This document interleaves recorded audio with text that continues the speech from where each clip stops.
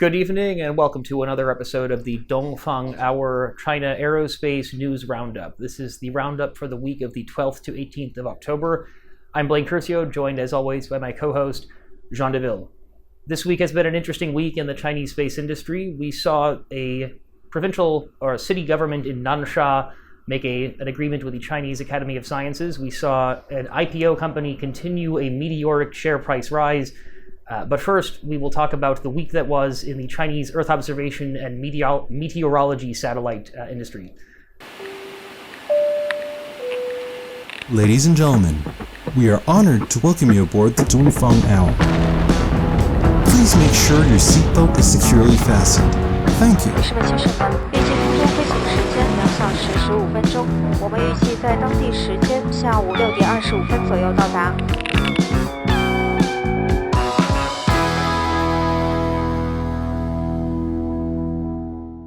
This week, we saw China launch the Gaofen-13 Earth observation satellite, which was noteworthy in the sense that it went to geostationary orbit, which is unusual for an Earth observation satellite. We also saw the Fengyun meteorology satellite program have its 50th anniversary this week.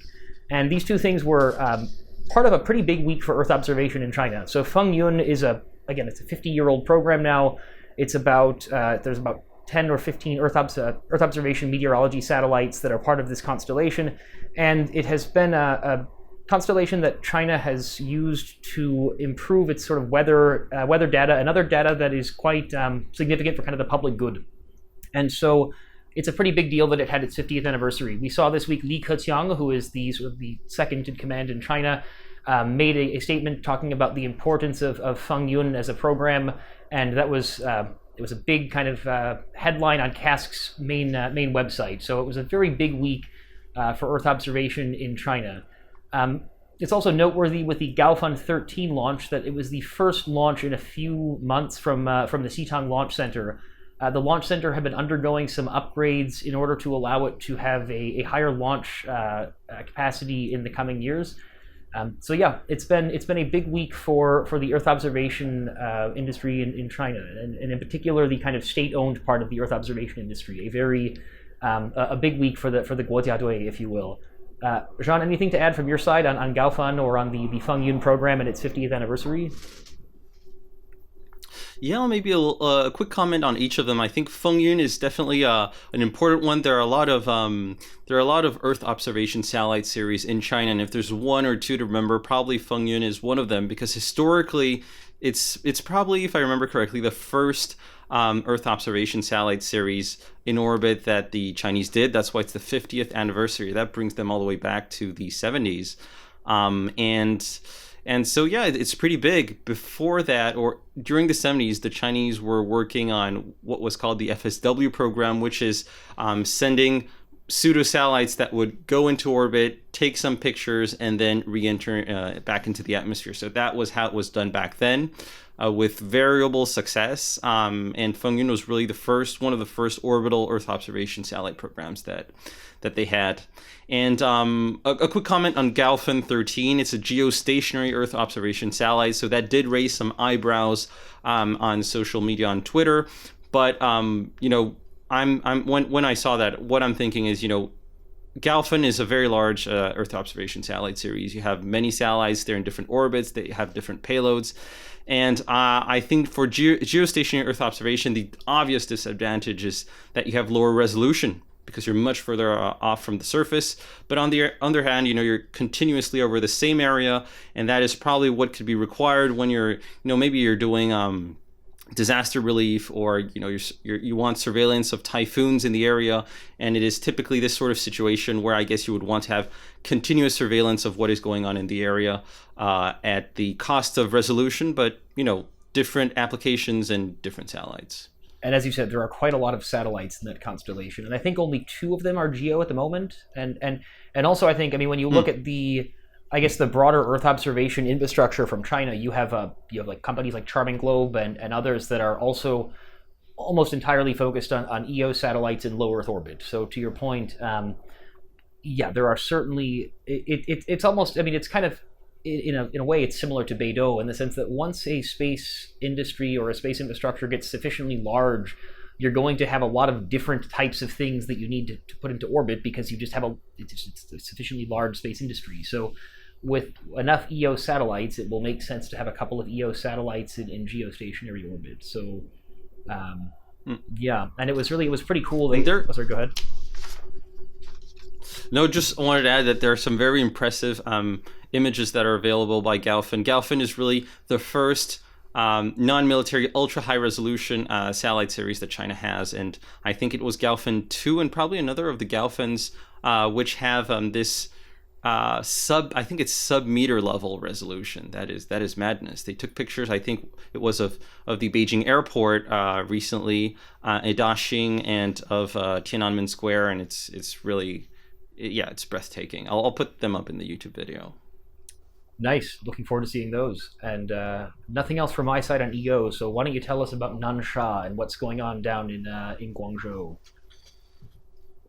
Absolutely. So my second piece of news here is about launch. So basically on September the 29th, 2020, there was what is called the Zhongke Aerospace Technology Industry Base opening ceremony. This took place in Nansha City, which is Nansha District, which is the most southern district of Guangzhou. Guangzhou itself being one of the economic powerhouses of China, situated in the southern province of Guangdong.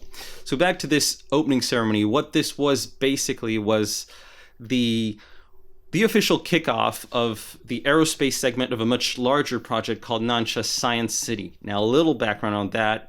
Back in 2019, the Guangzhou municipality and the Chinese Academy of Sciences, the CAS, met up and they signed an agreement to set up a technology cluster in the southern district of Guangzhou, and which would be called Nansha Science City. And what this is a technology cluster that would focus on what they call strategic emerging industries for China. So obviously what you have in there is, among other things, you have semiconductors, you have aviation, and more of interest to us, we have the space industry.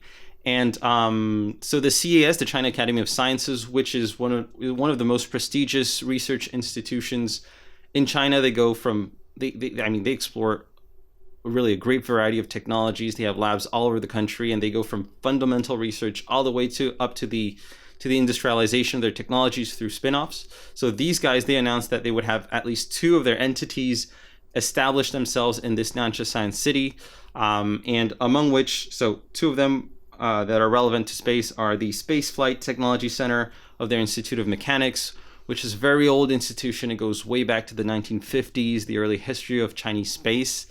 And so these guys are more focused on research. And the second entity that they would have in Nansha would be what is called the Beijing Zhongke Aerospace Exploration Company. So these guys, they're also sometimes known as CAS Space on their social media. These guys are a commercial company. So they're working on commercial rockets, and their chairman during this opening ceremony 3 weeks ago, Xichang, he announced that they were both working on solid rockets, but also on liquid propulsion, presumably Kerlox rockets. And another very cool thing that they showed during this this opening ceremony 3 weeks ago was this illustration that I'll put up on YouTube, where you see the entire rocket family of what they're trying to develop. And what you see is presumably on the left, the solid rockets, expendable, I would guess, and on the right, presumably the reusable liquid propulsion launch vehicles. And if you ask me, by the way, I think number 6 and 7 look very much like Falcon 9 and Falcon Heavy. So I guess they got a little inspiration from their friends across the Pacific. So yeah, it's interesting to see the formation of a new space cluster in Guangzhou. I mean, Blaine, we've both lived in Guangdong for some years, and it's not a province that's very famous for its space industry, if any. Indeed it's not, but it's a big province, and it's kind of strange that there is not very much of a space industry. I mean, if you look at Guangdong in general, there's about 100 million people living there, so it is larger than, I suppose, any European country by population, apart from, well, Russia, depending on whether it would be considered a European country. But digressing, it's a very big province, and it has historically been... So I think that the reason that there has not been much of a space industry is that it has been a primarily commercially driven province. So Guangdong is sort of if China is the sort of the factory of the world, Guangdong is kind of the factory of China, and historically this has been the case. So you've had a lot of companies that have exported relatively, they've exported things that China has become famous for exporting, which is to say increasingly high quality and increasingly sophisticated, but still relatively not cutting edge things, and things that are relatively cheaper. And so Guangdong has had this has been their sort of the economy over the last 30 years. And in the last 10 years, there's been an increasing number of tech companies that have come up from Guangdong. So you have Tencent, you have BYD, you have DJI, and a lot of other companies that are headquartered there. But still, I think because space has remained quite sensitive and quite strategic, and again, because Guangdong has been quite a kind of commercially focused economy, there has not been much of a space industry in Guangdong. And so, yeah, to your point, John, it's interesting to see now that you have, it seems like, to me, the government, whether it's the central government, the provincial government, or whatever level of government you'd be talking about here, has wanted to kind of capitalize on the Greater Bay Area, certainly. So Nansha being, I was reading in one of the articles that I read about this space city, they referred to Nansha as being in like the heart of the Greater Bay Area. So it's kind of geographically very close to the center. And again, there's a lot of existing industries and technological know-how and a well-educated population. It's just not really geared towards space historically in any way. So I do think probably at some level of government, somebody said, we really should try to get more space activities going on in Guangdong, and how do we do this?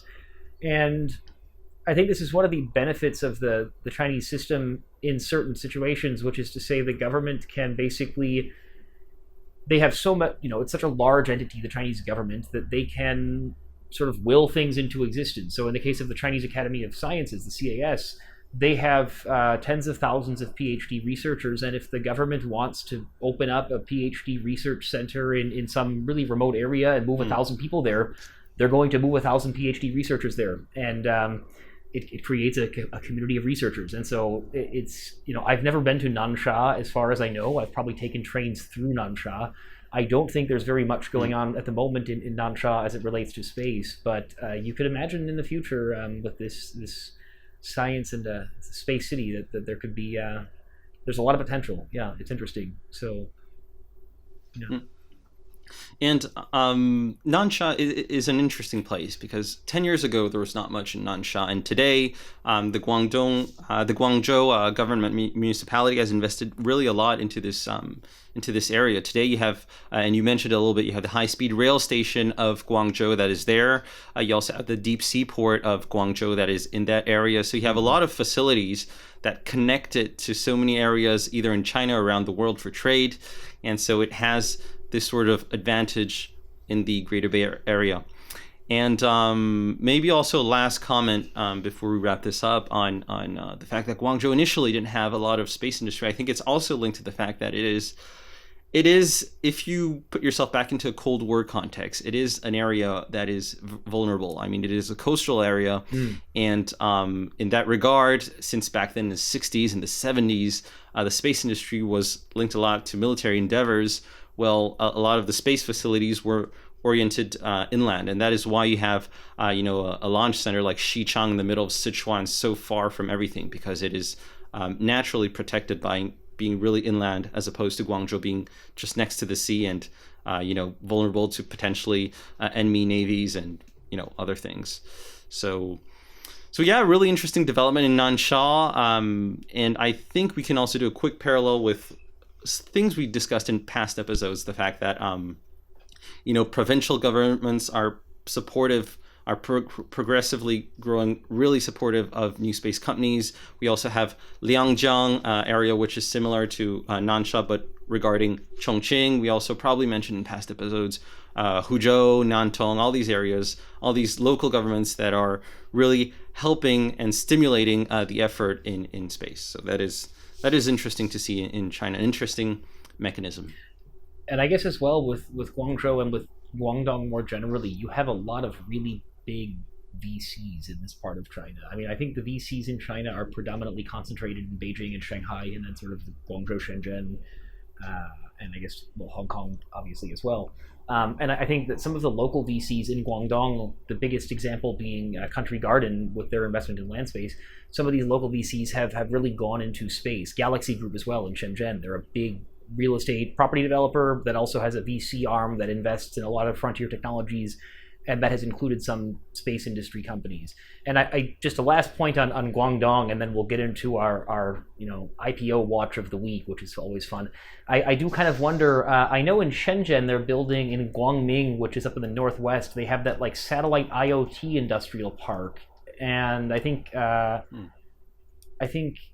Guangming would be relatively close to Nansha. I think it's the part of Shenzhen that's closest to Guangzhou. So it'll be interesting to see if there's any kind of if there's a cluster of space-related industrial parks that are going on up there. It also kind of makes one wonder how many industrial parks related to space does one province need. However, that's another topic for another day. So just to round out the week, we've had, as we had mentioned in our first news episode 2 weeks ago, we've had a Shaanxi Zhongtian rocket company did their IPO in China on September 25th. With the long holiday, there were some days where there was no trading going on. They've now been trading for 9 days, and in each of the 9 days, Zhongtian rocket has been up the 10% limit on the Chinese exchanges. So we've now seen this week 5 for 5, 10% up per day. The company's share price has now gone up about 2.5 times since IPO, and it's really something that we've discussed a little bit before. It's an interesting example of Cask maintaining the majority of ownership of this company, which is to say 70-ish%, let's say, and they IPO about 25%, and the value of that the value of the company has gone from 250 million or about 300 million US dollars to about 800 million US dollars over the course of like 2 weeks. And so again, if Cask owns the majority of that, it has been a hell of a week on paper for Cask in terms of the value of that stake in the company. So another indication of the extent to which I guess space is considered a hot industry for investment in China, and also I think the extent to which blue chip kind of state-owned companies are considered a very safe investment, and people, they like to own state-owned companies, and they like to own companies that are in growth industries. And so state-owned space company, it checks both of those boxes. So we will see next week how many days Zhongtian continues to go up the 10% limit, but 9 is a lot. I don't know, John, what do you think this week? Probably not. I'm thinking that if some of the viewers following the past episode bought some Zhongtian stocks, and they're probably feeling pretty happy right now. They would be. It's. I think it's probably not the most straightforward company to invest in, but yes, for any of our viewers who are now doing better because of you're welcome. So with that being the case, that being said, I think that's everything for the week, John. All good from your side as well. All good. Okay, well, thank you very much for listening. This has been another episode of the Dongfang Hour China Aerospace News Roundup. We will see you next week. And just a brief thing for those who have made it this far in the episode, we are happy to announce we have a special guest for our next long-form episode. It is a mystery guest for now, although we will reveal that guest next week. We look forward to seeing you then. Have a good rest of your day. Thank you. Have a good day. Bye-bye.